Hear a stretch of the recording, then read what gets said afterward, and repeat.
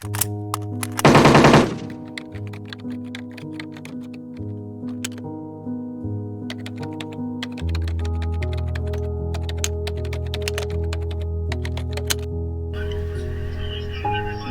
King. This is Max.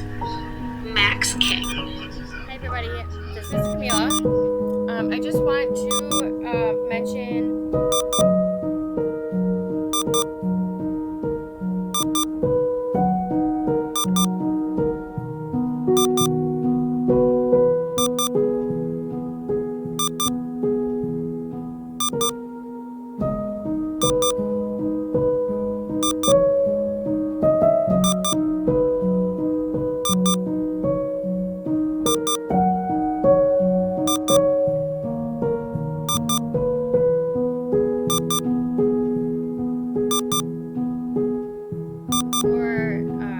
my video starts that my video ended up being about an hour and a half, so I had to break it into increments of about like 10 minutes because in part of one of the videos it explains Wi-Fi jamming and how they are hacked into like my computer and stuff, so it's like making it close to impossible to upload anything to my computer and upload like full videos that can't be longer than like 10 minutes because there's like all this extra stuff that's downloaded on my computer and I don't know how to get it off.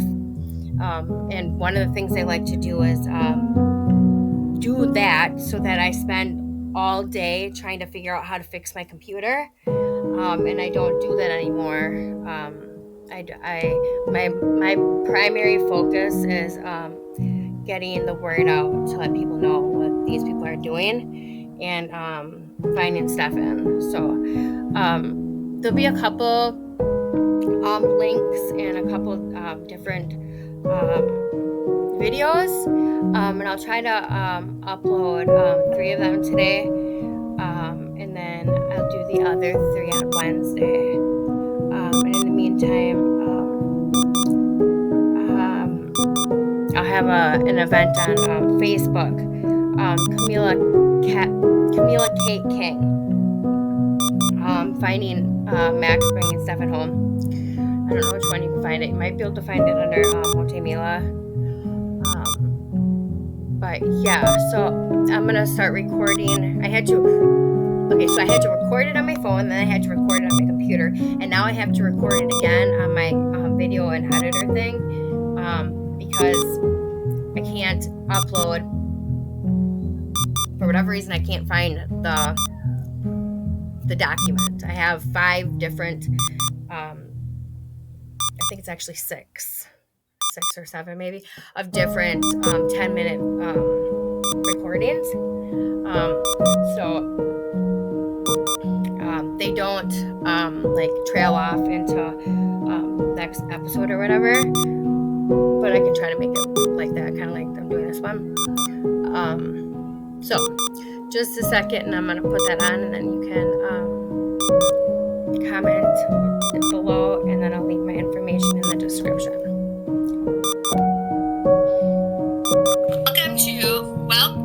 Welcome to Finding Max, bringing Stefan home.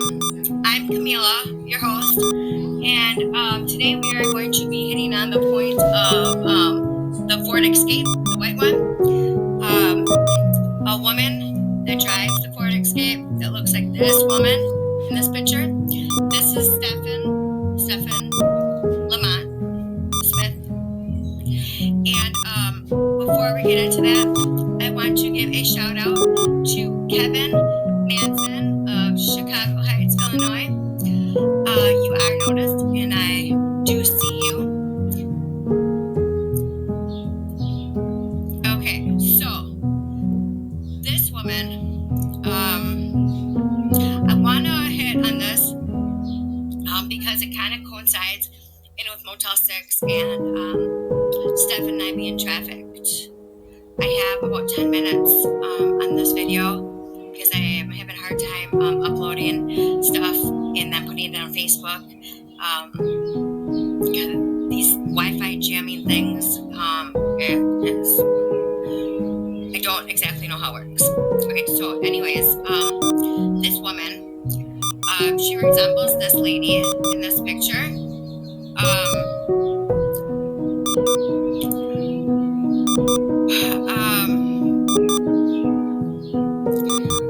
I don't know what her name is. There's a lot to say about this woman. I guess the points that I want to make today, without what's the word? Slander. I don't want to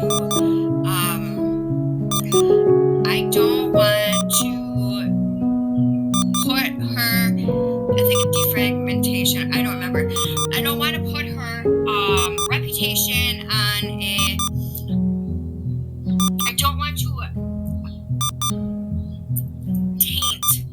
tarnish her reputation in the community because I don't know her name. But I have had incidents with her that would lead me to believe the theories that I have made up in my head based on the information that I had previously before I met her, while I met her, and then the events after I had met her, and then continued to run into her. Okay, so the first thing I want to mention is that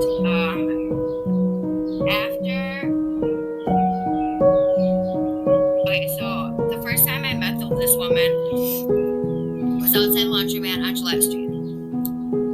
This is the same laundromat that Jake asked me to marry him. Jake is Stefan. That's beyond the point. There's so much stuff to talk about. So this woman, I later find out. Okay, so I'm at the laundromat and it's cold outside and it's been a blizzard and my car. This was after I got trafficked out of Motel 6 with Gary and Dina, and Sammy Stengel and Shane LaCour, Brittany Wing, and then 2 other people that I don't know. And disclaimer, not trying to taint anybody's reputation or anything.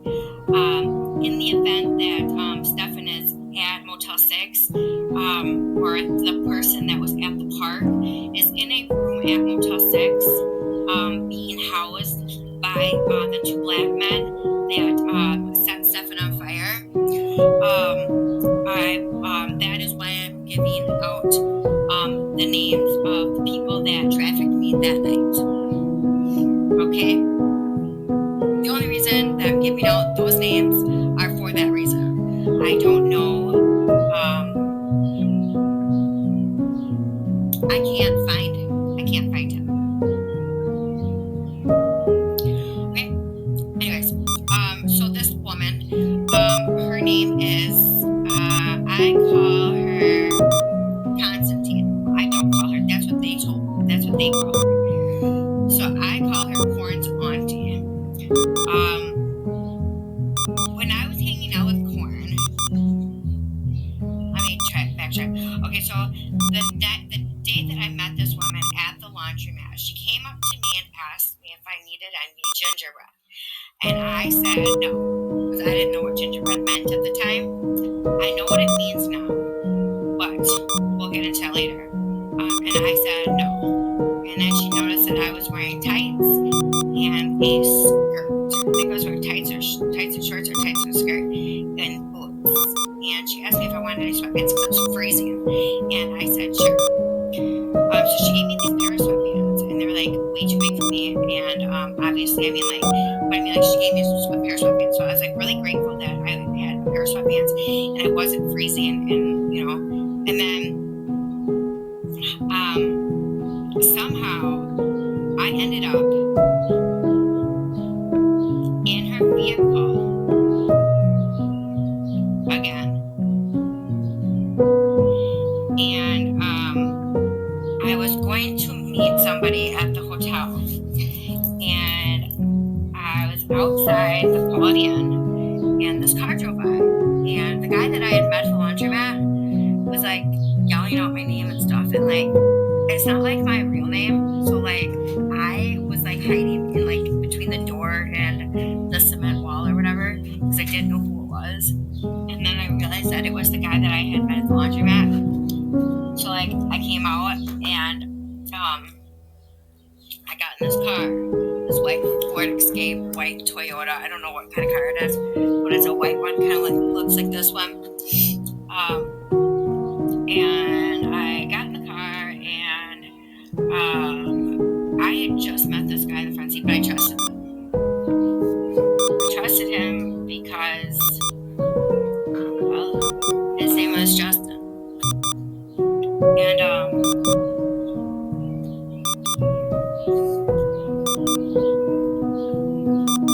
And Justin would never let anything happen to me because Justin impersonates Stefan. Anyways,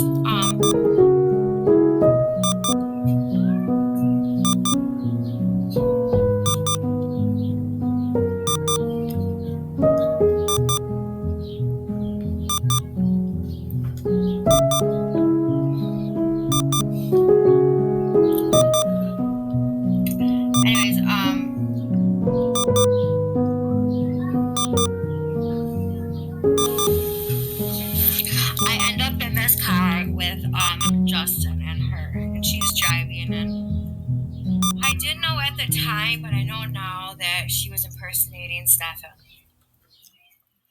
And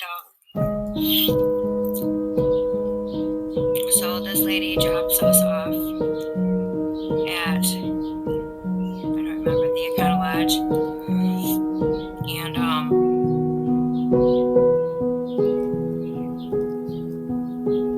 I don't remember. I was taken to a house in Galesville that I would later find out is the same house that I was taken to again when I was trafficked the day after my accident.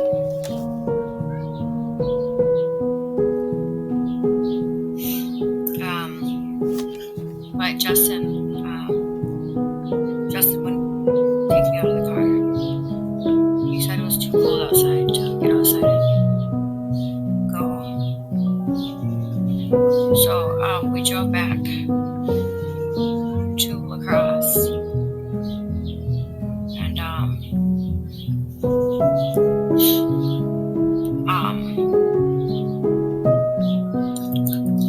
Justin had to go back to the hotel, and I was left with this guy that had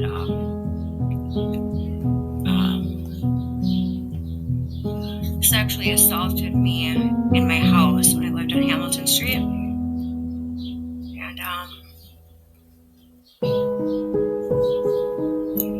I'm assuming this woman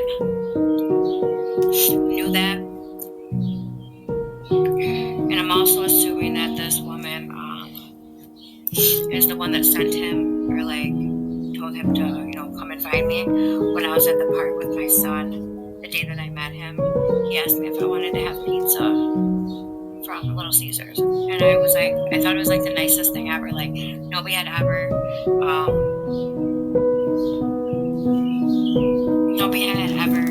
just like some random person sitting in the park just offer to have pizza. I like ordered pizza for me and my kid, so I just thought it was like one of the nicest thing. And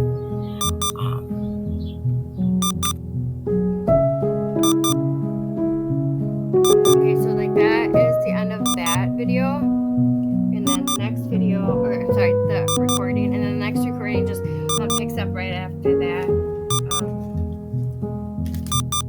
I did kind of want to hit on the fact that it takes a while for me to get to the point in some of this, and I put up posters last week after I talked to the police department, I went to the police department to talk to the police about Stefan, and me not being able to get a hold of him and find him. The police didn't tell me that he was like missing or anything, but they didn't say that he wasn't, and they also didn't say that he wasn't being trafficked with me. And they also didn't say that I could put up the posters. So if you see any of the posters, or if you're listening to this, you probably did find a poster. And that's probably how you're listening to this. And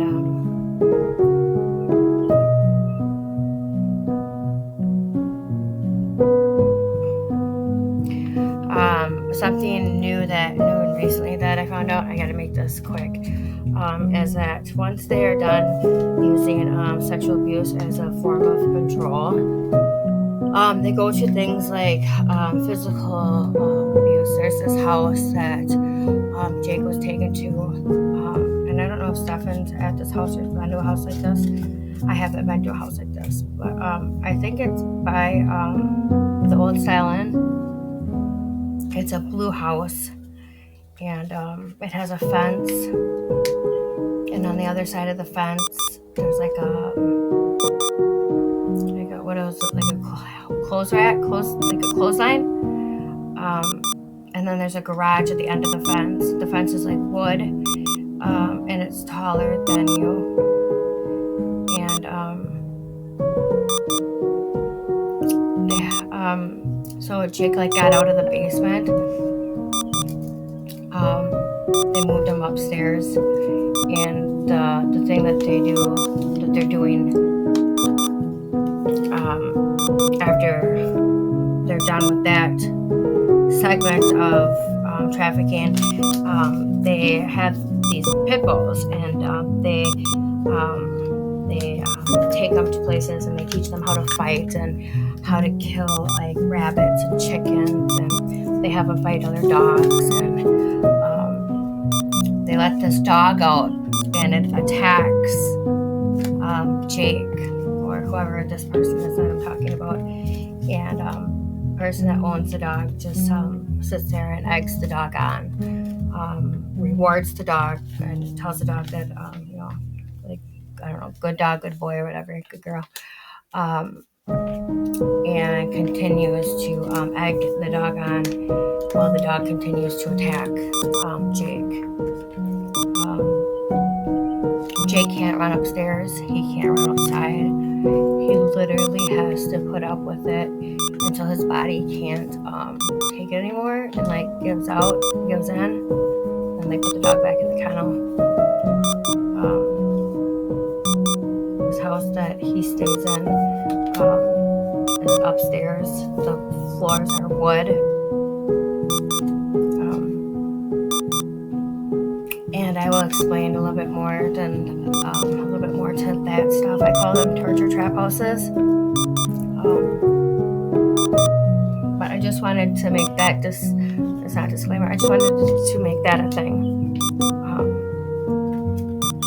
To make that known. I haven't shared that with anybody. And that's what happened to Jake when he got out of the basement window. He broke out of the basement window and got outside in the yard, and they let the dogs out. And a different time, he got out and went to the neighbor's house, and the neighbor's house next door to this house was another one of these houses. They brought him right back and put him back in the basement. So it's like the real deal kind of thing. Yeah. So anyways, so listen to the next video, or the next video, and then I will talk to you guys later.